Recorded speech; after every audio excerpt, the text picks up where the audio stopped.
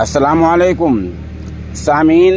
11 جمادی الاولیٰ ہے، 6 دسمبر ہے۔ Social India news میں آپ کا خیر مقدم ہے۔ خبر کا عنوان ہے مولانا محمد عاقل قاسمی کو رابطہ مدارس کے زون نمبر 3 کا صدر بنا دیا گیا ہے۔ اس خبر کے لیے مظاہر کے شعبہ تجوید کے استاد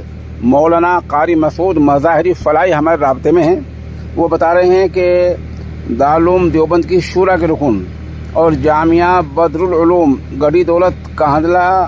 کے محتمم اور شیخ الحدیث حضرت مولانا محمد عاقل قاسمی کو مغربی اتر پردیش کے رابطہ مدارس کے زون نمبر 3 کا صدر بنا دیا گیا ہے، جس پر خود مولانا مسعود مظاہری صاحب نے ماسٹر شاہ عالم، حافظ راشد، محمد صادق بدھوپوری، قاری محمد طالب، بدری گنگوہی، مولانا تحسین چونترا، مولانا برکت اللہ امینی، ماسٹر سمیع اللہ خان،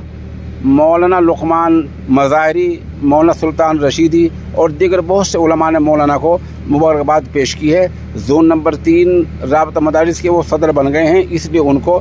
مبارکباد پیش کی گئی ہے۔ اسی طرح